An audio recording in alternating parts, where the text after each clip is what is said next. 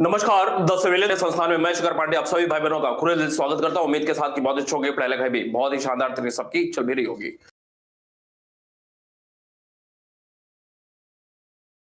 सामवेद के विषय में आज हम लोग बात करते हैं। ध्यान से देखेंगे, ऐसी तमाम सारी बातें हैं जो कि आपको पहले से पता नहीं होगी, मेरे साथ नोट करते हुए चले जाएंगे, ठीक है। सामवेद के संदर्भ में अगर यह प्रश्न पूछा जाए कि किसको समर्पित है यह वेद, किसको समर्पित है, इस वेद में जो भी सारी बातें हैं वो किसको समर्पित है, तो भाई आपको यह पता होना चाहिए कि यह सूर्य देवता को समर्पित वेद है। सूर्य देव को समर्पित यह वेद है, पहली बात जो कि आपको निश्चित रूप से नहीं पता रही होगी। दूसरी महत्वपूर्ण बात कि यह जो वेद है ना, इस वेद के प्रथम दृष्टा कौन थे? प्रथम दृष्टा कौन थे, कोई बताएगा? तो प्रथम दृष्टा इसके जो थे जैमिनीय साहब थे। कौन? जैमिनीय ऋषि इसके प्रथम दृष्टा थे। इसके साथ साथ एक और नाम जुड़ता है सुकर्मा का। सुकर्मा का नाम जुड़ता है। सुकर्मा कौन है भाई? तो ये जो सुकर्मा साहब हैं, तो इन्होंने कालांतर में अर्थात कुछ समय बाद कालांतर में इस वेद में बहुत सारी चीजों का विकास किया था, विस्तार दिया था, इसका विस्तार किया था।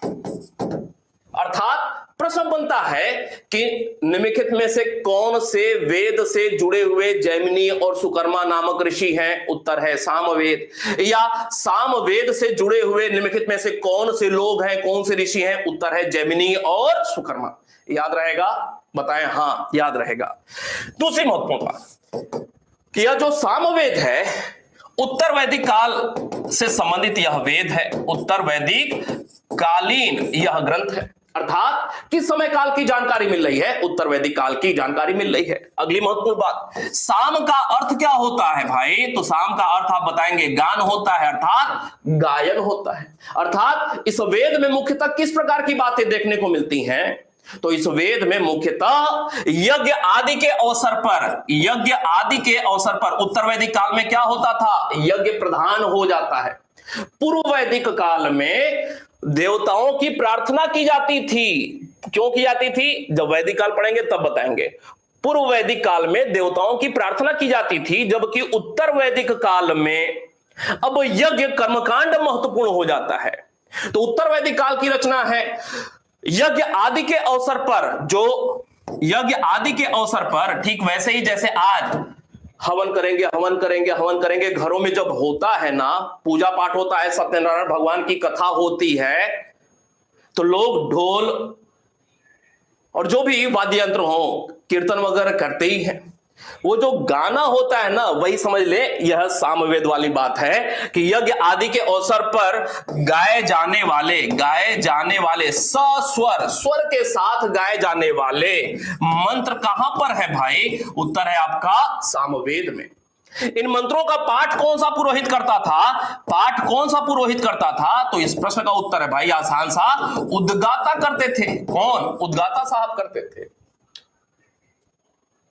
अगली महत्वपूर्ण बात कि ये जो सामवेद है, तो ये सामवेद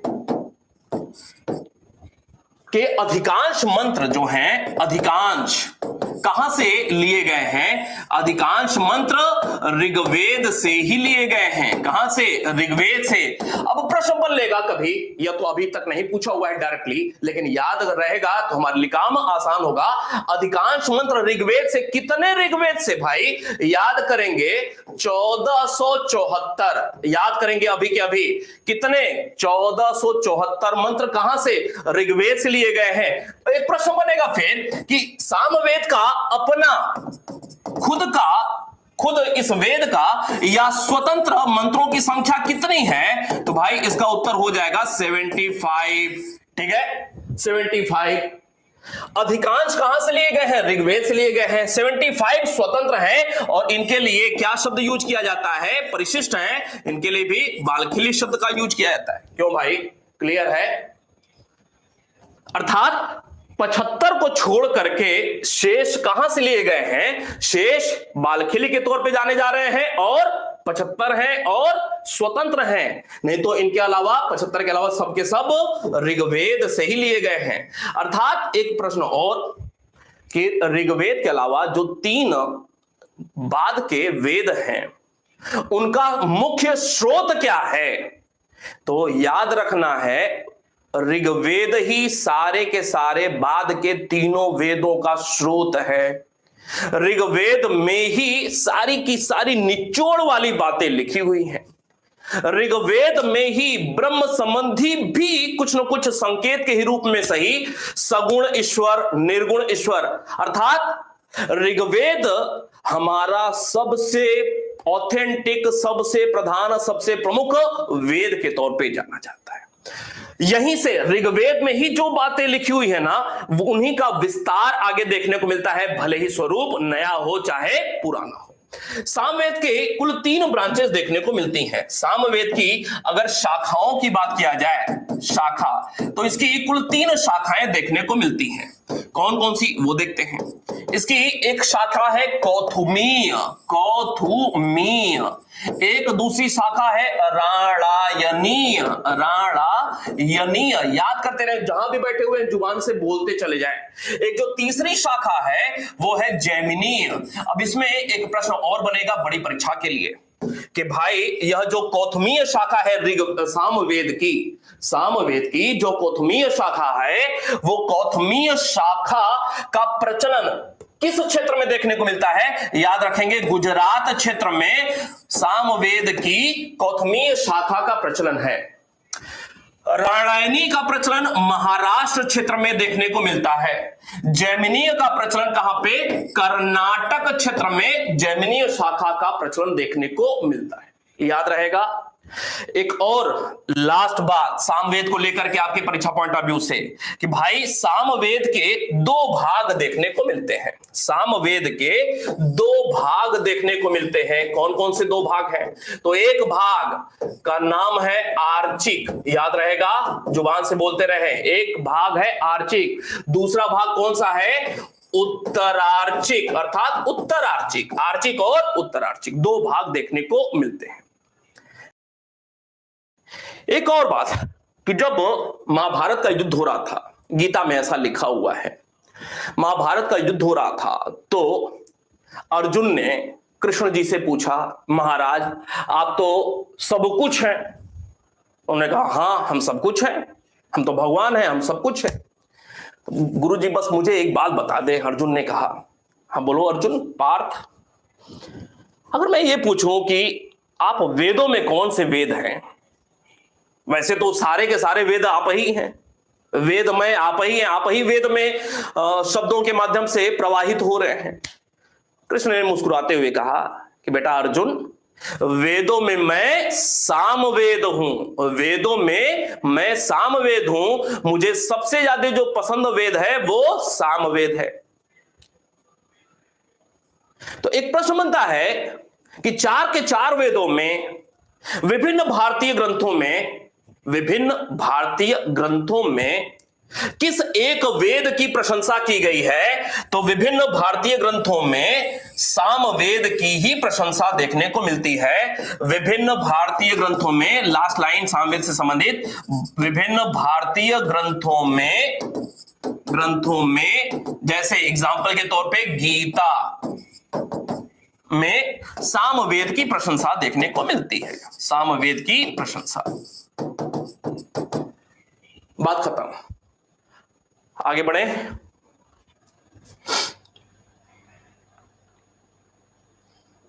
अगली बात, तीसरा जो वेद है वो है यजुर्वेद। यजुर्वेद किस शब्द से बना हुआ है? पहली बात तो भाई ये जो यजुर्वेद है यजुष शब्द से बना हुआ है, सब याद रखना है। यजुष का अर्थ क्या होता है? यजुष का अर्थ है यज्ञ। कौन से समय काल की रचना है? तो भाई उत्तर वैदिक कालीन रचना है, उत्तर वैदिक कालीन यह रचना है। यजुर्वेद के संदर्भ में आपको बताया हुआ था कि यह गद्य और पद्य दोनों रूपों में रचित है, अर्थात कुछ बातें गद्य शैली में, कुछ बातें पद्य शैली में देखने को मिलती हैं। आपको यह भी बताया हुआ था पहले कि इसका जो विषय है वो विषय क्या है। इसका विषय है अर्थ है यज्ञ। यज्ञ कर्मकांड जो भी होते हैं ना, यज्ञ जब होता है तो तमाम भौतिक बाह्य आडंबर युक्त कर्मकांड देखने को मिलते हैं। थाली लाइए तो रोली लगाइए तो हवन होगा, तो उसमें लकड़ी लगेगी, तो उसमें ये वो फलाने का बहुत सारी बातें देखने को मिलती हैं। वो सारी ये बाह्य जो भी चीजें होती है, भौतिक चीजें जिनका प्रयोग किया जाता है पूजा पद्धति में, उनको कर्मकांड कहा जाता है। ठीक है, तो यज्ञ कर्मकांड से संबंधित नियम कहां देखने को मिलते हैं? से संबंधित नियम इस यजुर्वेद में ही देखने को मिलते हैं। जब नियम कानून यहां पे देखने को मिलते हैं यज्ञ कर्मकांड से संबंधित, तो एक बात निकल करके आती है, वो ये कि इसको यज्ञ वेद भी कहा जाता है। यज्ञ वेद किसको कहा जाता है? यजुर्वेद को कहा जाता है। कर्मकांडीय वेद किसको कहा जाता है? तो कर्मकांडीय वेद भी यजुर्वेद को कहा जाता है। अगली महत्वपूर्ण बात, गति या कर्म का वेद किसको कहा जाता है? गति या कर्म का वेद किसको कहा जाता है? तो गति या कर्म वेद भी यजुर्वेद को ही कहा जाता है। क्यों भाई, याद आ रहा है कुछ? ये जो यजुर्वेद है, यजुर्वेद की दो शाखाएं देखने को मिलती हैं।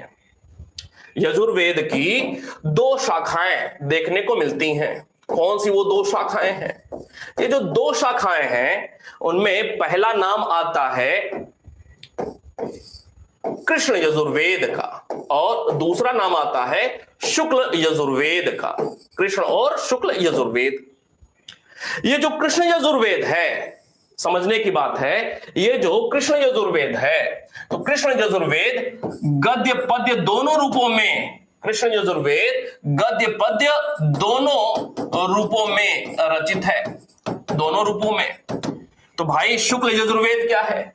क्या यह सिर्फ गद्य रूप में है या पद्य रूप में या दोनों रूप में है? तो उत्तर है मात्र पद्य रूप में यह देखने को मिलता है, पद्य रूप में। अर्थात लगभग देखा जाए तो सारे के सारे वेदों की अगर बात किया जाए तो अधिकांशतः 90 से ज्यादा प्रतिशत पद्य रूप में ही वेद रचित है। मात्र पद्य शैली में देखने को मिलता है शुक्ल यजुर्वेद। ये जो कृष्ण यजुर्वेद है इसकी 4 शाखाएं देखने को मिलती हैं। कृष्ण यजुर्वेद की 4 शाखाएं देखने को मिलती हैं। शुक्ल यजुर्वेद की बात किया जाए तो 2 शाखाएं देखने को मिलती हैं। अब ये याद करना पड़ेगा 4 शाखाएं कौन कौन सी हैं। तो 4 शाखाओं में पहला नाम आता है कठ, दूसरा आता है कापिष्ठल, जैसे मुझे याद है ना वैसे आपको भी याद करना पड़ेगा। तीसरा है मैत्रायणी और चौथा जो है वो है तैत्तिरीय। ये कुल 4 शाखाएं देखने को मिलती हैं। जबकि शुक्ल यजुर्वेद की बात किया जाए तो 2 इसके ब्रांचेज हैं, एक है कण्व और दूसरा है माध्यान्दिन। कण्व और माध्यान्दिन याद रहेगा, कण्व और माध्यान्दिन। ठीक है, आगे बढ़े।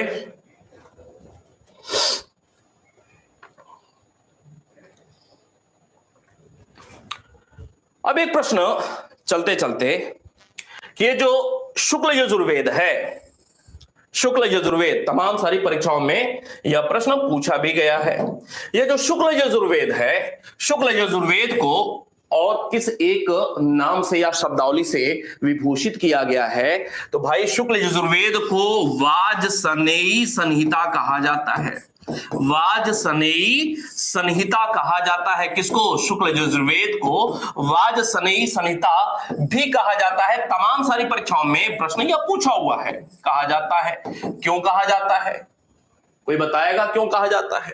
तो भाई वाजसनेयी संहिता इस वजह से कहा जाता है क्योंकि शुक्ल यजुर्वेद में जो मंत्र हैं के प्रथम प्रथम दृष्टा, वही ब्रह्मा जी वाली बात, प्रथम दृष्टा कौन है? तो भाई इनके प्रथम दृष्टा जो हैं वाजसनेय एक ऋषि थे। वाजसनेय एक ऋषि थे। वाजसनेय के पुत्र विश्वामित्र, वाजसनेय के पुत्र विश्वामित्र प्रथम दृष्टा थे। इस वजह से इसको वाजसनेय संहिता भी कहा जाता है। अगली बात है, यह हो गई बात हमारी यजुर्वेद से संबंधित। अगली महत्वपूर्ण बात, ये जो हमारा चौथा वेद है ना, अथर्ववेद। अथर्ववेद जितना आप जानते हैं ना, उससे बहुत कुछ नई बातें जानने समझने को ये सारी जो क्लासेस हम लोग की चल रही है ना, उसमें देखने को मिलेंगी। ठीक है, आगे बढ़ेंगे। एक प्रश्न पूछा गया है। प्रश्न यह था कि निम्नलिखित में से कौन सा वेद है जो कि आर्य और अनार्य की संयुक्त रचना मानी जाती है? क्यों भाई, कभी सुना है? कौन सा वेद है जो कि आर्य और अनार्य दोनों की संयुक्त रचना मानी जाती है? तो भाई रचना के संदर्भ में आर्य और अनार्य, आर्य एंड अनार्य दोनों की संयुक्त रचना मानी जाती अथर्ववेद। दूसरी महत्वपूर्ण बात कि ये जो अथर्ववेद है, इसके प्रथम दृष्टा कौन थे? प्रथम दृष्टा जिनको ज्ञान प्राप्त हुआ अथर्ववेद के मंत्रों की, ब्रह्मा जी वाली बात। तो भाई प्रथम दृष्टा थे अथर्वा ऋषि। कौन? अथर्वा ऋषि। दूसरे दृष्टा कौन थे? तो इसके जो दूसरे दृष्टा थे ना, दूसरे दृष्टा इनको ज्ञान प्राप्त हुआ, तो वो थे अंगीरस, अंगीरस ऋषि। क्योंकि प्रथम दृष्टा अथर्वा, दूसरे अंगीरस, इस वजह से इस वेद को अर्थात अथर्ववेद को और एक नाम से जाना जाता है। किस नाम से जाना जाता है? तो अथर्ववेद को अथर्वांगीरस वेद के तौर पे भी जाना जाता है। याद रहेगा, अथर्वांगीरस वेद के तौर पे भी अथर्ववेद को जाना जाता है। अगली महत्वपूर्ण बात, ये जो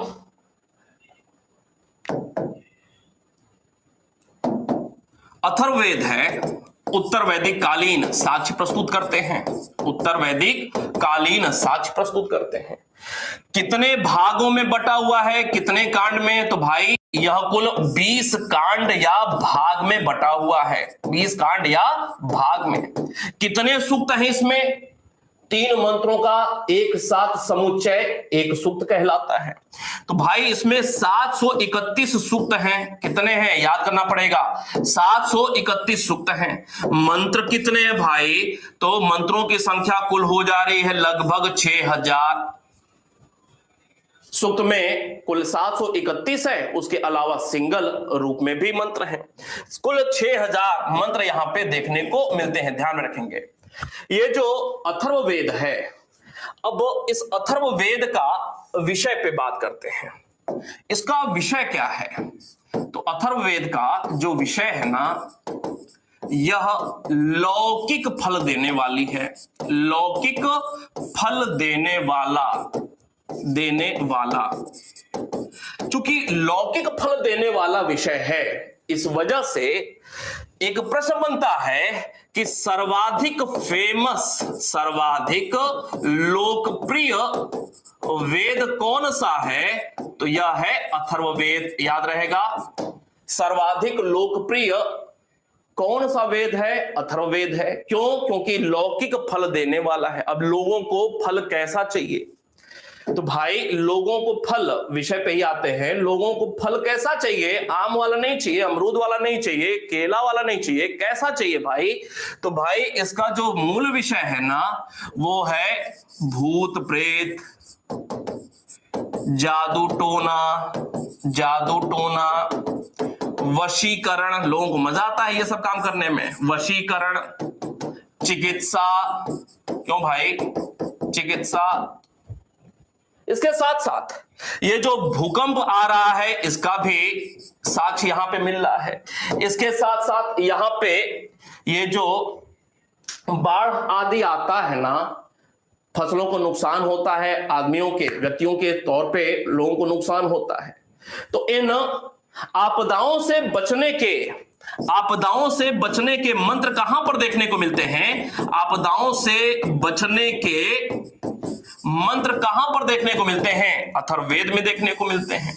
इसके अलावा आपको यह पता है कि जब कृषि आदि कार्य होता है ना, तो उसमें बहुत सारे कीड़े समस्या पैदा करते हैं। तो कीड़ों को भगाने के मंत्र कहां पर हैं? कीड़ों को भगाने, देखें कितनी पुरानी बातें हैं अथर्ववेद आदि की, और ये कीड़े आज ही नहीं है इस मौसम में, ये उस समय काल भी इस प्रकार की स्थिति रही है। कीड़ों को भगाने के, समाप्त करने के मंत्र कहां पर देखने को मिलते हैं? ये सारी की सारी चीजें अथर्ववेद में देखने को मिलती हैं। क्यों भाई, याद रहेगा? कितनी सारी नई नई जानकारी मिल रही है। फसलों की बात हो रही है तो फसलों में कीड़े तो लग ही रहे हैं। इसके साथ साथ फसलों में कीड़ों के अलावा, कीड़ों की वजह से ही, चाहे बैक्टीरिया हो, चाहे फंगस हो, चाहे वायरस हो, उसी की वजह से रोगग्रस्त भी हो जाते हैं। जो कृषि उत्पाद है रोगग्रस्त हो जाते हैं, अर्थात जो फसल हैं, फसलों के रोग जो लग जाते हैं, रोग समाप्ति के मंत्र कहां पर है? ये सब साक्ष्य कहां से? अथर्ववेद से मिल रहा है। कुछ भी परीक्षा में पूछा जा सकता है। समाप्ति के मंत्र यहीं पर देखने को मिलते हैं। तो ये सारे विषय हैं अथर्व में, ये सारी की सारी बातें देखने को मिलती हैं। एक और बात कि अथर्ववेद को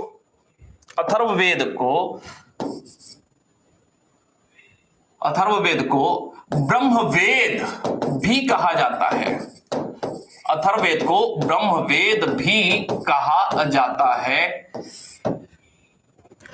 अगली बात, ये जो अथर्ववेद है ना, सारी की सारी बातें देखें कितना ध्यान में रखने की जरूरत है।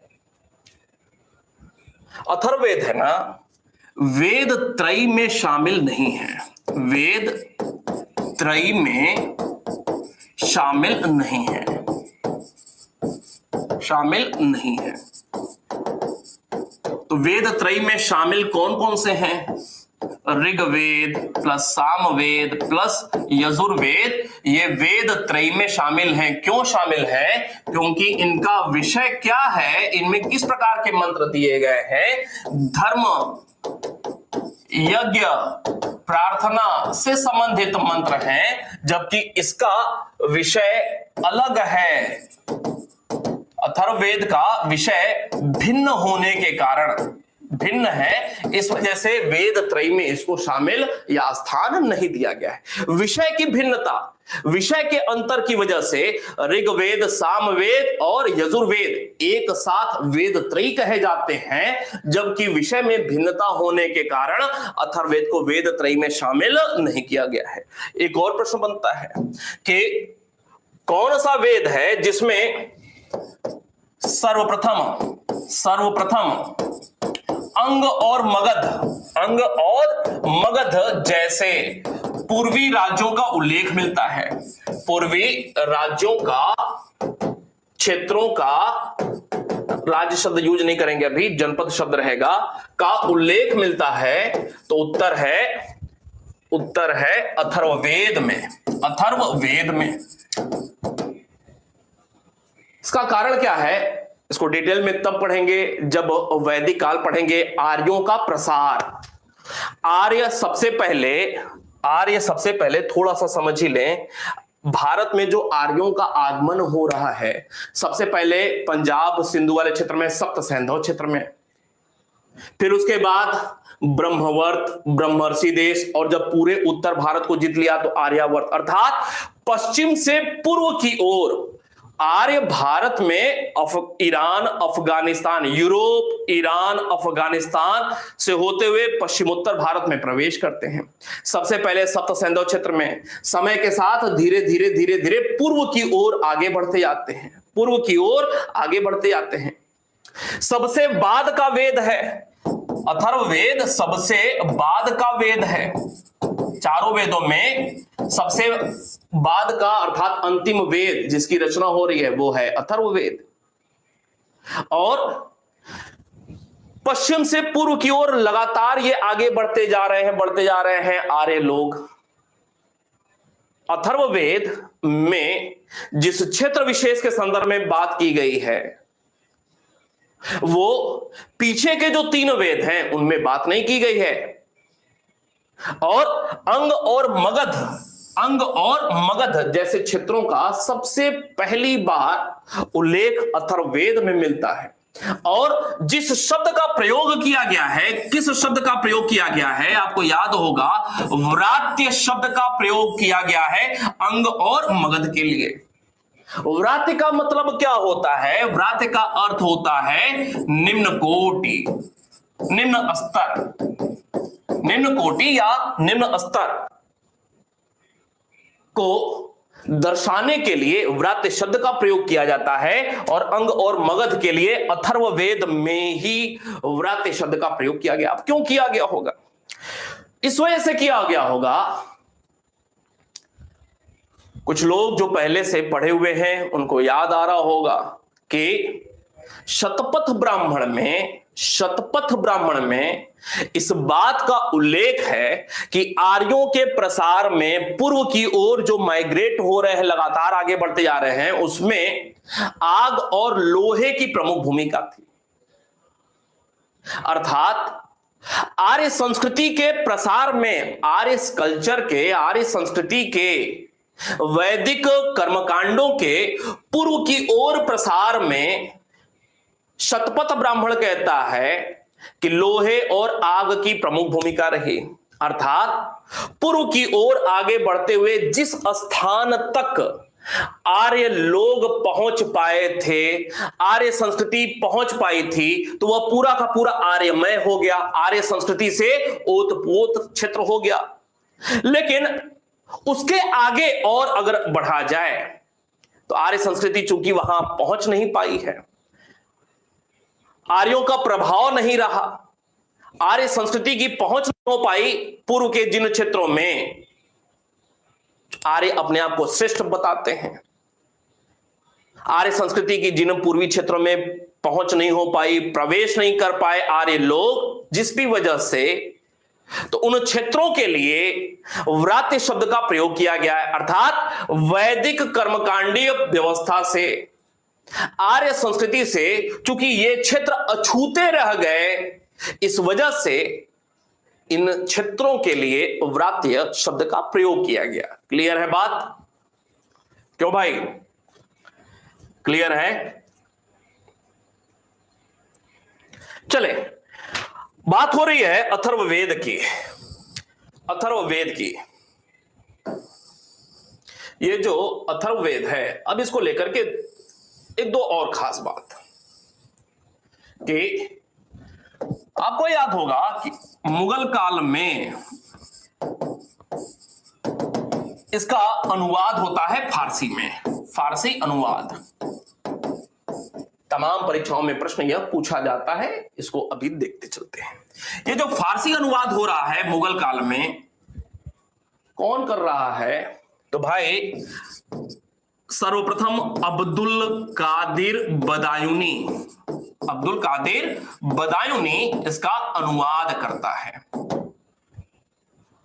अनुवाद का आरंभ इसने किया लेकिन पूर्ण नहीं कर पाया। अब्दुल कादिर बदायूनी ने इसके फारसी अनुवाद का आरंभ अवश्य किया लेकिन पूर्ण नहीं कर पाया। पूर्ण किसने किया? तो भाई इस अनुवाद को पूर्ण जिस व्यक्ति के द्वारा किया गया उसका नाम इब्राहिम सरहिंदी था। इब्राहिम सरहिंदी ने इस काम को, अर्थात फारसी अनुवाद अथर्ववेद का, इब्राहिम सरहिंदी ने इस काम को पूर्ण किया हुआ था। याद रहेगा ये नाम। इसमें कुछ और बात लास्ट करते हैं, 4-5 बातें और बताते हैं, बड़ी महत्वपूर्ण बातें हैं। अथर्ववेद में उल्लिखित कुछ प्रमुख बातें, सीधे सीधे प्रश्न पूछा जाता है कि ये तथ्य कहां पर इसका उल्लेख किया गया है। जैसे राजा परीक्षित का नाम सुने होंगे आप, राजा परीक्षित। राजा परीक्षित का मृत्युलोक के देवता या राजा के रूप में उल्लेख कहां पर हुआ है? तो भाई इसका उल्लेख अथर्ववेद में ही सबसे पहले हुआ है। क्लियर है? दूसरी महत्वपूर्ण बात, कौन से वेद में सर्वप्रथम अयोध्या का उल्लेख मिलता है? तो सबसे पहले अथर्ववेद में ही अयोध्या का उल्लेख मिलता है। इसमें एक पेच है, इसमें एक प्रॉब्लम है। क्या प्रॉब्लम है? ध्यान से समझिएगा। इसमें एक प्रॉब्लम है, अयोध्या का सबसे पहले उल्लेख कहां पर? अथर्ववेद में। प्रॉब्लम यह है कि अयोध्या का उल्लेख ऋग्वेद में भी है, उल्लेख ऋग्वेद में भी है। भाई देखा जाए तो अथर्ववेद तो ऋग्वेद के काफी बाद का है। यह कैसे संभव है कि ऋग्वेद में भी उल्लेख है, लेकिन मैंने लिखा है सर्वप्रथम उल्लेख अथर्ववेद में हो रहा है। शुरुआत में ही बताया था कि अथर्ववेद, ऋग्वेद में 10 मंडल और पहला और 10वां मंडल जो है ना, वो अथर्ववेद की रचना के बाद का जोड़ा गया ऋग्वेद में मंडल है। तो अयोध्या का उल्लेख ऋग्वेद में भी है, लेकिन ऋग्वेद के 10वें मंडल में है, 10वें मंडल में। और ये जो 10वां मंडल है ना, वो अथर्ववेद के बाद की रचना है, अथर्ववेद के बाद की रचना है। तो सर्वप्रथम उल्लेख कहां पे हो रहा है? अथर्ववेद में हो रहा है अयोध्या का। याद रहेगा? क्यों भाई, याद रहेगा? चले, तीसरी महत्वपूर्ण बात, उल्लेख। तीसरी महत्वपूर्ण बात कि स्वर्ग शब्द का पहली बार उल्लेख कहां पर देखने को मिल रहा है? तो भाई स्वर्ग शब्द का सर्वप्रथम उल्लेख अथर्ववेद में देखने को मिलता है। चौथी बात, राष्ट्रभाषा शब्द का सर्वप्रथम उल्लेख कहां पर देखने को मिलता है? तो राष्ट्रभाषा शब्द का सर्वप्रथम उल्लेख अथर्ववेद में ही देखने को मिलता है। पांचवी बात, ये सब याद करने की बात है। अगली बात, अथर्ववेद में एक सूक्त है, कौन सा? पृथ्वी सूक्त। अब ये सारी चीजें अगर कभी पूछी गई ना, तो है तो वेद, अथर्ववेद, बहुत कुछ आप जानते समझते हैं, लेकिन तथ्य पूछा गया और टाइम फिक्स मामला। तो कोशिश ये करना है कि जितना ज्यादा से ज्यादा हम याद कर सके, हमें तथ्य उपलब्ध हो, उतना ही अच्छा है। ये जो पृथ्वी सूक्त है ना, इसमें एक तुलना लिखी हुई है।